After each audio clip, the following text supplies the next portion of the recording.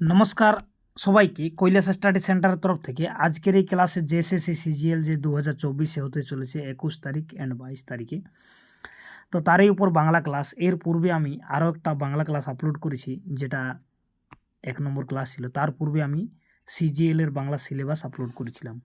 তো সময় অনেক কম, ঠিক আছে, কিন্তু তবুও যে আজকের এই ক্লাসে প্রশ্নগুলো আমরা আলোচনা করব, এগুলা কিন্তু খুবই গুরুত্বপূর্ণ, আর এগুলা আপনারা পরীক্ষাতে দেখতে পাবেন 21 তারিখ আর 22 তারিখের পরীক্ষায়। তো ভিডিওটা শেষ পর্যন্ত দেখার জন্য অনুরোধ রইল। যারা প্রথমের ভিডিওটা দেখোনি তারাকে বলবো সেই ভিডিওটা দেখে নেন, অন্তত ওখান থেকে 7টা প্রশ্ন পেয়ে যাবেন। আর এই ভিডিও থেকে কম করেও আরও কিছু প্রশ্ন পেয়ে যাবেন, 5-7টা রকম। তো আমি চেষ্টা করব যেটুকু সিলেবাস রয়েছে সেইটুকু কমসে কম মোটামুটি একটা তোমাদেরকে করে দিতে, ঠিক আছে। তো চলো ভিডিওটা শুরু করা যাক। আচ্ছা, ভিডিওটা শুরু করার পূর্বে বলবো, যারা চ্যানেলটিকে সাবস্ক্রাইব করোনি তারা চ্যানেলটিকে সাবস্ক্রাইব করে নিলেন, কেননা সিজিএলের বাংলার উপর আরও কিছুগুলো ক্লাস আসবে, সেগুলো আপনারা খুব তাড়াতাড়ি পাবেন। তাছাড়াও জেটেট যে হতে চলেছে 24-এ, তার উপর ক্লাস পাবেন। ঝাড়খণ্ড পুলিশের আছে ক্লাস রয়েছে কিছু আপলোড করা, আরও কিছু পাবেন। উৎপাদ সিপাহীর পাবেন, ফিল্ড ওয়ার্কারে চলছে। তো জেএসএসসি রিলেটেড যতগুলো বাংলার থাকে সিলেবাসে, সেগুলোর উপর আমি ক্লাস আপলোড করি। এখানে আমরা কবিতার উপর আলোচনা করব। পরাশ পাথর বলে যে কবিতাটা সিলেবাসে রয়েছে, ঠিক আছে। তো পিডিএফটা খুবই খারাপ, ঠিক আছে, এই জন্য আপনারা একটু ভিডিওর কোয়ালিটিটা বাড়িয়ে নেবেন। আর যারা পরাশ পাথর কবিতাটি এখনও পড়েননি তাদেরকে বলবো, কবিতাটি মূল কবিতাটি ভালো করে পড়েলেন, তাহলে আপনার সব সমস্যা দূর হয়ে যাবে। আর এখান থেকে যে প্রশ্নগুলো হতে পারে, মোটামুটি এই ধরনের প্রশ্ন হতে পারে, আমরা এখন সেইগুলোই আলোচনা করব। যেমন প্রথম যে আমরা প্রশ্নটা নিয়েছি সেটা হচ্ছে যে এই যে রবীন্দ্রনাথ ঠাকুর পরাশ পাথর কবিতাটি কোন কাব্যের অন্তর্গত, ঠিক আছে। তো এই কবিতাটি কোন কাব্যের অন্তর্গত, এটা যারা পড়েছো তারা নিশ্চয়ই জানো যে এটা কোন কাব্যের অন্তর্গত। এখানে অপশানে রয়েছে সোনার তরী, ঠিক আছে, আর প্রভাত সঙ্গীত, মানসী আর পূরবী। তো এখানে কী হবে, সোনার তরী থেকে এইটা নেওয়া হয়েছে, ঠিক আছে, পরাশ পাথর কবিতাটি। এরপরে প্রশ্ন হচ্ছে 2 নম্বরে, যে পরাশ পাথর কবিতাটি কবি কোথায় বসে লিখেছেন। তো এটা কোথায় বসে লিখেছেন কবি, তো এটা হবে শান্তিনিকেতনে বসে লিখেছেন, ঠিক আছে। তো এখানে যেটা খ নম্বর অপশান রয়েছে সেটাই ঠিক হবে। এরপরে যে আমরা প্রশ্ন নিয়েছি সেটা হচ্ছে 3 নম্বরে রয়েছে। দেখো, বারবার বলছি, যারা পিডিএফটা ভালো দেখতে পাচ্ছে না তারা ভিডিওর কোয়ালিটি বাড়িয়ে নেবেন, ঠিক আছে। এখানে বই অত ভালো লেখা নেই, আর টাইমের অভাবে এই জন্য বাধ্য হয়ে এরকমভাবে লিখতে হয়, না হলে হাতের লেখা হলেও ভালো দেখা যেত। তো পরাশ পাথর কে খুঁজে বেড়ায়, কে খুঁজে বেড়ায় পরাশ পাথর, খেপা খুঁজে বেড়ায়। কে খেপা, কবিতাতে দেখবেন উল্লেখ রয়েছে। খেপার মাথায় কি ছিল, তো খেপার মাথায় একটা বৃহৎ জটা ছিল। যারা খুব তাড়াতাড়ি দেখতে চাও ভিডিও, তারা কিন্তু ভিডিওর যে স্পিড সেটা কিন্তু বাড়িয়ে নেবেন, ঠিক আছে, তাহলে আরও তাড়াতাড়ি প্রশ্নগুলো সব শেষ হবে। খেপার শরীর কেমন ছিল, তো খেপার শরীর ছিল কেমন, ক্ষীণ ছিল। খেপার শরীর ক্ষীণ ছিল। এরপরে খেপা গায়ে কি মাখে, তো খেপা গায়ে কি মাখে, কবিতাতে রয়েছে দেখবেন যে ছাই, ঠিক আছে, কি মাখে, ছাই মাখে। এর পরবর্তী প্রশ্ন 7 নম্বর যেটা রয়েছে সেটা হচ্ছে যে খেপা কটিতে কি জোড়ানো, তো খেপার কটিতে কি জোড়ানো আছে, এখানে চাদর, ঠিক আছে, না অন্য কোনো হবে। তো 7 নম্বর যেটা হবে সেটা হবে কপিন জোড়ানো। এবার খেপা কিসের তুচ্ছ জ্ঞান করে, তো খেপা তুচ্ছ জ্ঞান করে সোনার উপর। কিসের উপর, সোনার উপর। তো এখানে এটা হবে। আমরা বাকি অপশনগুলো দেখবো না, কেননা লেট হয়ে যাবে। খেপা পরাশ পাথর কোথায় খুঁজে বেড়ায়, তো খেপা যে পরাশ পাথর খুঁজে বেড়ায় সেটা হচ্ছে সিন্ধু তীরে। কোথায়, সিন্ধু তীরে। 10 নম্বর প্রশ্ন হচ্ছে যে চিরন্তন গীত কার, চিরন্তন গীত নদীর, মহাসমুদ্রের, মানবের, মহাকালের। তো 10 নম্বরের সঠিক উত্তর হবে মহাসমুদ্রের চিরন্তন গীত থাকে, সেখানে ঢেউ কখনো বন্ধ হয়নি। গ্রামবাসী ছেলেরা খেপাকে কি সম্বোধন করেছে, তো গ্রামবাসী ছেলেরা খেপাকে সন্ন্যাসী ঠাকুর সম্বোধন করেছে, সন্ন্যাসী ঠাকুর। 12 নম্বর প্রশ্ন হচ্ছে গ্রামবাসীর ছেলেরা কিসের শেকলের কথা বলেছে, তো এখানে বলেছে 12 নম্বর যেটার উত্তর হবে সেটা হচ্ছে সোনার শিকলের কথা বলেছে, সোনার, ঠিক আছে। এরপরে যেমন গলিত স্বর্ণকার, ঠিক আছে, গলিত স্বর্ণকার। তো 13 নম্বরের অপশনগুলো দেখো, আকাশের, সমুদ্রের, অন্তরের, খেপার। তো 13 যেটা উত্তর হবে সেটা হচ্ছে সমুদ্রের গলিত স্বর্ণ। এরপরে যেটা 14 নম্বর প্রশ্ন নিয়ে আছে, পলাশপাথর কবিতাটির রচনা কাল। ঠিক আছে, তো পলাশপাথর কবিতাটির রচনা কাল কত রয়েছে? এখানে আমরা অপশনে নিয়েছি 1299, 1290, 1291। তো এখানে কি হবে? 1299টা সঠিক হবে। পলাশপাথর কবিতাটি মন্ময় ভাব, ব্যক্তি নিষ্ঠা চেতনা ভাব, আর রূপকাঙ্গিতি ভাব বা প্রকৃতি চেতনা। তো 15 নম্বরে যেটা এর সঠিক উত্তর হবে সেটা আছে, এটা হবে গ নম্বরে যেটা রয়েছে রূপকাঙ্গিতি। ঠিক আছে, রূপকাঙ্গিক হবে, রূপকাঙ্গিতি নেই, রূপকাঙ্গিক বটে। ঠিক আছে, এরপরে 16 নম্বর আর কিছুগুলো প্রশ্ন নিয়ে আছে, 20 পর্যন্ত রয়েছে লাস্ট প্রশ্ন, যে পলাশপাথর খোঁজা মানুষটি কি চাই। তো এখানে পলাশপাথর খোঁজা মানুষটি কি চাই? তো এখানে ও কি চাই? পলাশপাথর খোঁজা মানে পলাশপাথর চাই। ঠিক আছে, এর পরবর্তী যে প্রশ্ন নিয়ে আছে 17 নম্বর, সেটা হচ্ছে যে পলাশপাথর কবিতায় খেপা একজন কি বটে? দার্শনিক, কবি না সন্ন্যাসী? তো তিনি কি ছিলেন? একজন সন্ন্যাসী ছিলেন, তিনি সন্ন্যাসী ছিলেন। পলাশপাথর কবিতায় খেপার সমস্ত আশা আকাঙ্ক্ষা কি ছিল? পলাশপাথর উপর ছিল। এরপরে পলাশপাথর আসলে কি? পলাশপাথর আসলে আনন্দ না ভূমানন্দ, সম্পদ না অর্থ?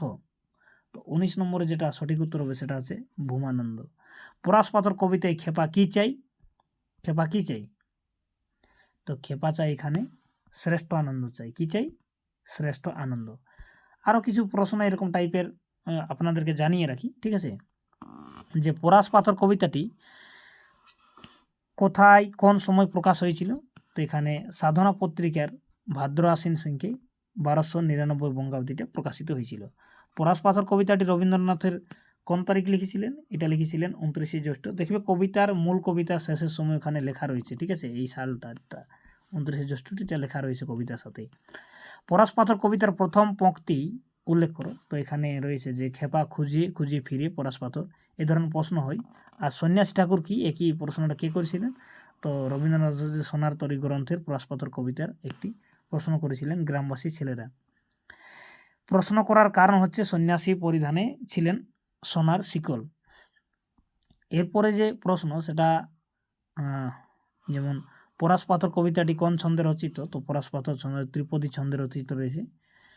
ঠিক আছে, তো যাই হোক, আমরা এখানে অনেকগুলো কবিতার আলোচনা করলাম। এবারে শেষের সময় আমরা যেটা করি সেটা হচ্ছে যে গতবার যে সিজিএল এর পরীক্ষা হয়েছিল সেখানে পলাশপাথর থেকে কোন কোন প্রশ্নগুলো এসেছিল আমরা সেগুলো এখন দেখে নেব। চলো দেখে নেওয়া যাক।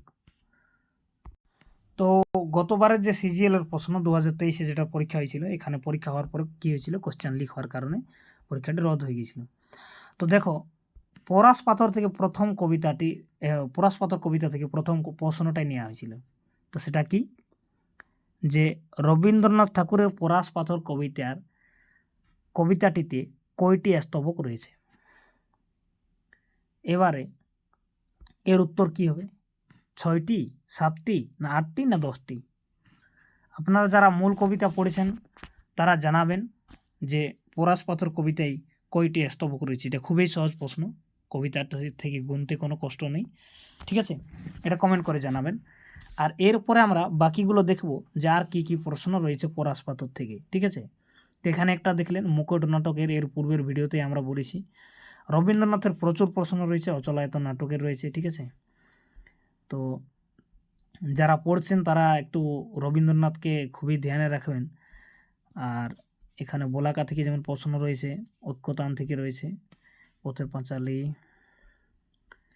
আচ্ছা মুকুট নাটক হয়ে গেল, মনোজ মিত্রের হয়ে গেল ভিক্ষুককে ভিক্ষা দাও, সাজান বাগান, রাফি। তো এখানে অনেক প্রশ্নই রয়েছে। ঠিক আছে, কিন্তু আমরা দেখবো এখন শুধু পলাশপাথর থেকে কী প্রশ্ন হয়েছে। আর এইখানে দেখুন আর একটা প্রশ্ন রয়েছে যে পলাশপাথর কবিতাটি কোন কাব্যের অন্তর্গত? তো এখনই আমি যেটা তোমাদেরকে পড়ালাম যে এটা কোনখান থেকে নেওয়া হয়েছে? সোনার তরী থেকে নেওয়া হয়েছে। তো এই ধরনের একটা কবিতা থেকে দেখুন 2টা প্রশ্ন পেয়ে গেলেন। আর তাছাড়াও এগুলো আপনাদের জন্য খুবই সহজ হয়ে যাবে। তো যারা দেখছো ভিডিওটা একটু স্পিডটা বাড়িয়ে নেবে, তাহলে তোমাদের অত সময় নষ্ট হবে না। আচ্ছা, মুকুট নাটক থেকে প্রায় 7টা প্রশ্ন হয়েছিল, এটা মনে রাখবেন। আর লোকসাহিত্য কবি কালিদাস 74, 75। এখানে আর প্রশ্ন মনে হয় পরাশ পাথর কবিতা থেকে।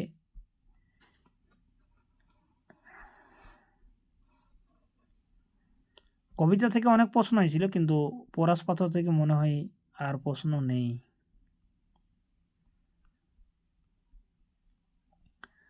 না, আর এইখানে আরেকটা রয়েছে যে কবিতার লাইন, যেটা আমি বললাম যে কবিতাটাই খুব ভালো করে পড়ো, কেননা কবিতার লাইন তুলে দিবে।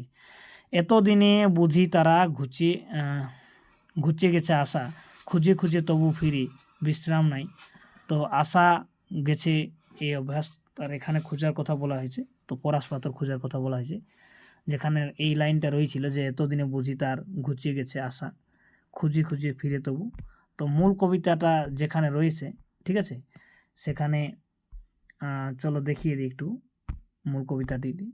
যে প্রশ্নটা এখানে নেওয়া হলো যে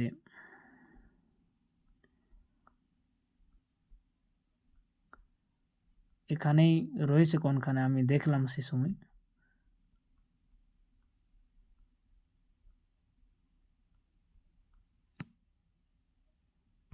এই যে এইখানে খুঁজে খুঁজে খেপা খুঁজে খুঁজে ফিরে পরাশ পাথর, এতদিনে বুঝি তার ঘুচে গেছে আশা। তো এইভাবে লাইন তুলে দিই, ঠিক আছে।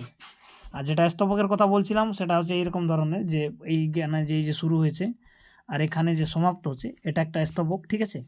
তো এই ধরনের স্তবক যে কটা রয়েছে সেগুলো একটু গুনে করে আপনারা উত্তরটা দিবেন। তো এরকম একটা কবিতা থেকে প্রায় 3-4টা করে প্রশ্ন হচ্ছে। আমরা এরপরে কিন্তু আমরা আরও কিছু কবিতা নিয়েছি, ঠিক আছে। এই ভিডিওতে আলোচনা করব, ভিডিও লম্বা হলেও কোনো করার নেই, কারণ সময় অনেক কম। তো এরপরে যেটা সিজিএল সিলেবাসে রয়েছে যে এবার ফিরাও মোরে, এরকম কবিতা একটা রয়েছে, ঠিক আছে। তো এই কবিতাটি যেটা মূল কবিতা সেটা তোমরা পড়ে নিবে, এখন পড়ার আমার সময় নেই, কেননা কবিতাটি অনেক বড় রয়েছে। আর এই যে কবিতাটা, ঠিক আছে, এই কবিতাটার যে মূল এমসিকিউগুলো আমরা দেখে নেব এখনই। আর আশা করি যারা এখানে সিজিএল লিখছো তারা সবাই কবিতাটি পড়েছো, এই জন্য আর আলোচনা করার কোনো প্রয়োজন নেই কবিতাটা। তো বলছি এবার ফিরাও মোরে, এই কবিতাটি রবীন্দ্রনাথের কোন কাব্যের অন্তর্গত? তো চিত্রিয়া, সোনার তরী, জন্মদিনে না গীতাঞ্জলিতে? তো এই কবিতা থেকে আমরা অনেকগুলো প্রশ্নে আলোচনা করব। তো এটা চিত্রা কাব্য থেকে নেওয়া হয়েছে। কোন কাব্য থেকে? চিত্রা কাব্য থেকে। এরপরে প্রশ্ন হচ্ছে যে সংসারে সবাই যাবে সারাক্ষণ, তো একাকী বিষণ্ণ? এখানে হয়তো দেখতে তোমাদের অসুবিধা আছে, ভিডিওর কোয়ালিটি বাড়ালেও কিন্তু পিডিএফ ভালো নেই জন্য দেখতে পাবেন না, এই জন্য বলে দিচ্ছি যে একাকী বিষণ্ণ নাকি শতকর্মে রত আর ক্লান্ত আর পলাতক? তো এখানে কি হবে? শতকর্মে রত। তাহলে সংসারের সবাই যাবে সারাক্ষণ শতকর্মে রত, এটা হবে সঠিক উত্তর। এরপরে 3 নম্বর যে প্রশ্ন নেওয়া আছে যে ওরে তুই উঠ আজি, কার কথা বলা হয়েছে? তো 3 নম্বরে যেটা কার কথা বলা হয়েছে, যে সারাদিন বাঁশি বাজাই। তারপর বলা আছে জাগাতে জগৎ জানে কি বেজে ওঠে? তো বাঁশি, শঙ্খ না সুর? তো এখানে কি হবে? এখানে শঙ্খ হবে। এরপরে কথা হতে ধ্বনিছে ক্রন্দন, তো এটা কি হবে 5 নম্বরের সঠিক উত্তর?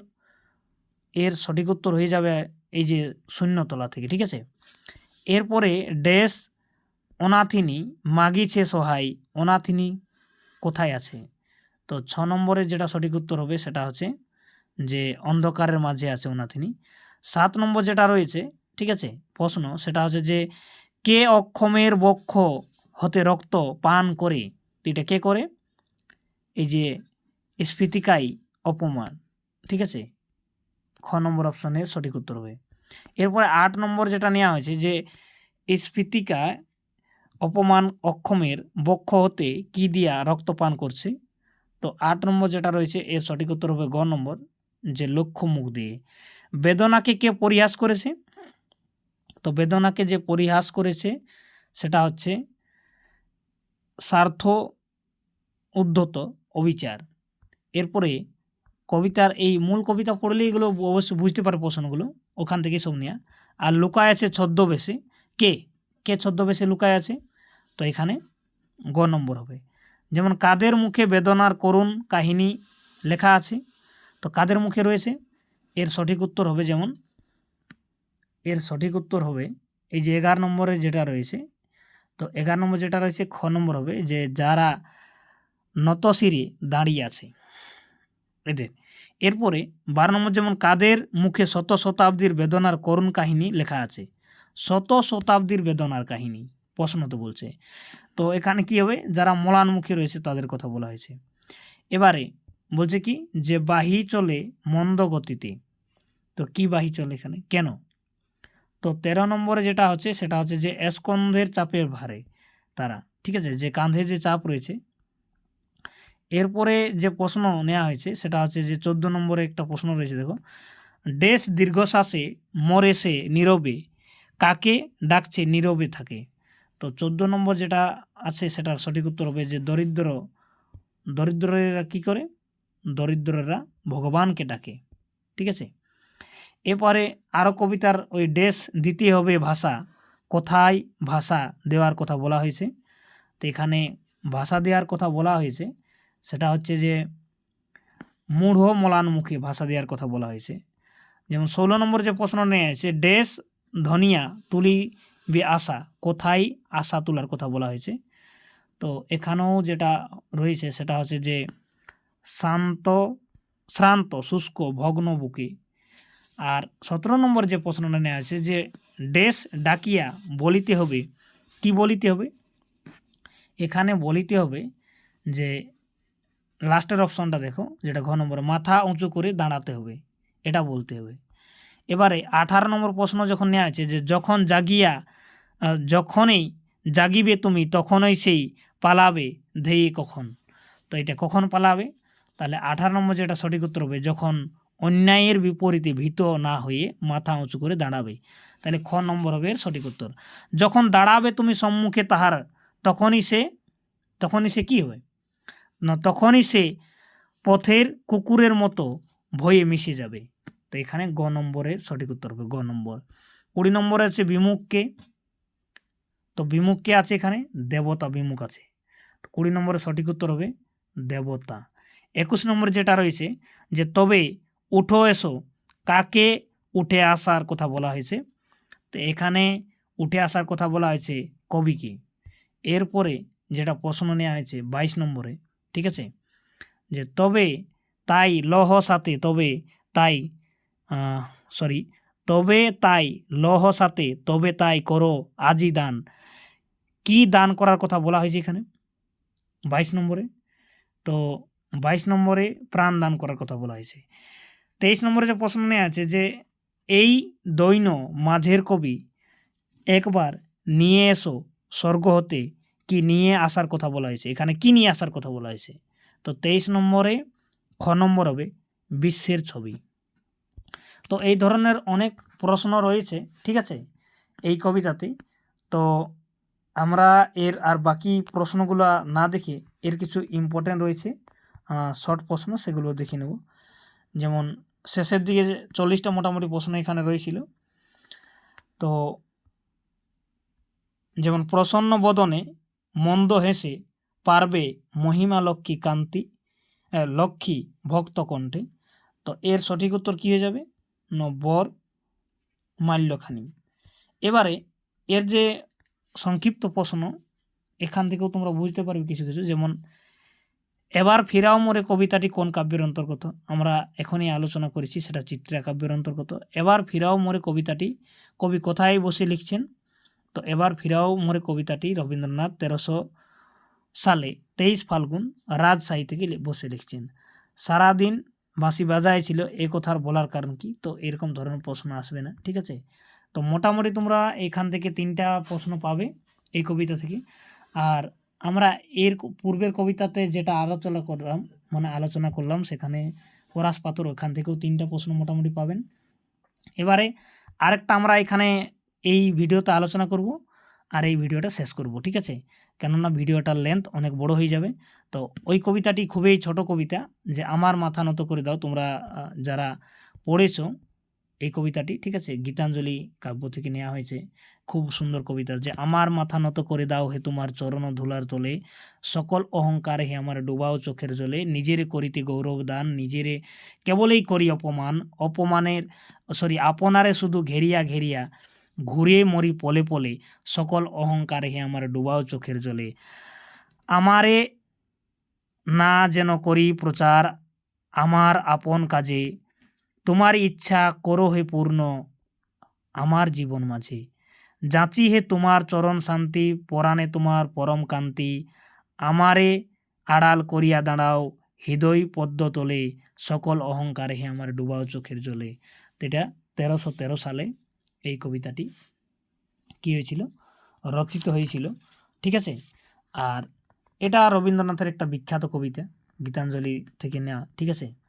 তো এখানে আমরা শর্ট প্রশ্নে কী দেখব, যে আমার মাথা নত করে দাও কবিতাটি কোন কাব্যের অন্তর্গত? তো এখনই আমি বলেছি সেটা গীতিমাল্য নয়, গীতাঞ্জলি, ঠিক আছে। এটা গীতাঞ্জলির কবিতা। আর তারপরে যে প্রশ্ন নেওয়া আছে 2 নম্বরে, সেটা হচ্ছে যে আমার মাথা নত করে দাও হে তোমার কী হবে, চরণ ধুলার তলে, কী হবে, চরণ ধুলার তলে। তো 2 নম্বর প্রশ্ন, খ নম্বরটা হবে সবার। এখানে আমরা বেশি প্রশ্ন আলোচনা করব না, কম প্রশ্ন করব, কেননা কবিতাটিও ছোট। তো এখান থেকেও মোটামুটি 2 কিংবা 3টা প্রশ্ন পাবে। সকল অহংকার হি আমার ডুবাও চোখের জলে, মূল কবিতাটি পড়েছো, এখন নিশ্চয় বলতে পারবে। তো ডুবাও চোখের জলে এখানে কি ডুবানোর কথা বলা হয়েছে? তো এখানে বলা হয়েছে অহংকারকে ডুবানোর কথা বলা হয়েছে। নিজেরে করিতে গৌরব দান, কী হবে, গৌরব দান, তাহলে খ নম্বরের সঠিক হবে। নিজেরে কেবল করি অপমান, নিজেরে কেবল করি অপমান, 6 নম্বরটায় তাহলে সঠিক উত্তর হবে কয়েকটা। দেখুন কিভাবে কবিতাটি যদি মুখস্থ থাকে তাহলে কত সহজে প্রশ্নগুলোর উত্তর পেয়ে যাবে। 7 নম্বর হচ্ছে ঘুরে মরি পলে পলে, কিভাবে? তো কিভাবে ঘুরে মরি? তো 7-এর যেটা সঠিক উত্তর হবে সেটা হচ্ছে নিজেকে ঘিরে, নিজেকে ঘিরে আমরা ঘুরে মরি। এবারে আমারে না যেন করি, না যেন করি কি, প্রচার, ঠিক আছে, আমারে না যেন করি প্রচার হবে এখানে। আর আমারে না যেন করি প্রচার, কিভাবে প্রচার না করতে বলা হয়েছে? তো এখানে কিভাবে বলা হয়েছে না, এখানে বলা হয়েছে নিজের কাজের প্রচার করার কথা বলা হয়েছে। তোমারই ইচ্ছা করো হে পূর্ণ, ঠিক আছে, এখানে সঠিক উত্তর হবে পূর্ণ। 11 নম্বর যেটা নেওয়া হয়েছে সেটা হচ্ছে যে তোমার ইচ্ছা করো হে পূর্ণ, কিভাবে, কিভাবে পূর্ণ হবে? তো 11 নম্বরের সঠিক উত্তর হয়ে যাবে সেটা হচ্ছে যে নিজের এই জীবন মাঝে, নিজের জীবন মাঝে হবে। 12 নম্বর যাচি হে তোমার চরম কি শান্তি, না চরম ইচ্ছা, তো 12 নম্বরে চরম শান্তি হবে, কি হবে, চরম শান্তি হবে 12 নম্বরটা। এরপরে যে প্রশ্ন নেওয়া আছে সেটা হচ্ছে যে পরাণে তোমার পরম কি হবে, পরমে তোমার পরম চরম প্রতিবাদ। এরপরে 14 নম্বর নেওয়া আছে একটা প্রশ্ন, সেটা হচ্ছে যে আমারে আড়াল করিয়া দাঁড়াও, কোথায় দাঁড়ানোর কথা বলা হয়েছে এখানে? তো এখানে বলা হয়েছে এই যে সবকটি ঠিক, যে অন্তরালে, গোপনে আর হৃদয়ের পদ্মতলে, সব জায়গাতেই দাঁড়ানোর কথা বলা হয়েছে। 15 নম্বর যে প্রশ্ন নেওয়া আছে যে আমার মাথা নত করে দাও হে তোমার কবিতাটি কবি কি চেয়েছেন, ধন সম্পত্তি না অহংকার, বা চরম শান্তি বা চরম কান্তি? তো এখানে কি হবে, 15 নম্বরের সঠিক উত্তর হবে চরম শান্তি চেয়েছে, কি চরম শান্তি। এরপরে কাকে আড়াল করে দাঁড়ানোর কথা বলা হয়েছে? তাহলে 16 নম্বরে বলা হয়েছে নিজেকে আড়াল করে দাঁড়ানোর কথা বলা হয়েছে। 17 নম্বর হচ্ছে কোথায় মাথা নত করতে বলা হয়েছে? 17 নম্বরে যেটা বলা হয়েছে সেটা হচ্ছে যে খ নম্বর চরণ ধুলার তলে। নিজেরে সকলই অহংকার কি করিতে বলা হয়েছে? এখানে বলা হয়েছে যে চোখের জলে ডুবাতে বলা হয়েছে। কিসে? কবিতার লাইনে দেওয়া রয়েছে চোখের জলে। কার ইচ্ছা পূর্ণ করতে বলেছেন? এখানে নিজের ইচ্ছা পূর্ণ করতে বলা হয়েছে। আর লাস্ট যেটা প্রশ্ন, নিজে কি দান করতে বলেছেন? অপমান, গৌরব না চোখের? তো এখানে কী হবে? গৌরব দান করার কথা বলেছেন। তো এইভাবে আজকের এই ভিডিওতে, এর পূর্বের ভিডিওতে আমরা অনেকগুলো প্রশ্ন আলোচনা করেছিলাম, এখানেও অনেকগুলো প্রায় করলাম। এর পরবর্তী যে ভিডিও আসবে, ঠিক আছে, সেখানেও আমরা আরও বাকি 3টা কবিতা নিয়ে আসবো। টোটাল এখানে আপনাদের 12টা কবিতা রয়েছে। এখানে 3টার আলোচনা হলো, পরবর্তী ভিডিওগুলোতে বাকিগুলো পেয়ে যাবে। তাছাড়াও কৃষ্ণকান্তের রুইল, পথের পাঁচালী, হ্যাঁ, এইসব যা যে কিছু রয়েছে সবগুলোই পরে ভিডিওগুলো আজকের মধ্যেই আপলোড করে দেবো। তো ধন্যবাদ। যারা চ্যানেলটিকে এখনও সাবস্ক্রাইব করেননি, সাবস্ক্রাইব করে রাখুন। আপনাদের জন্য এত পরিশ্রম করে এই ভিডিও বানানো হচ্ছে, ঠিক আছে। তো আশা করি 3টা কবিতা থেকে প্রায় তোমরা 7 থেকে 8, 9, 10 পর্যন্ত প্রশ্ন পেয়ে যাবে। তো চেষ্টা করব কমসে কম যতটুকু সিলেবাস রয়েছে ততটুকু কাভার করার জন্য।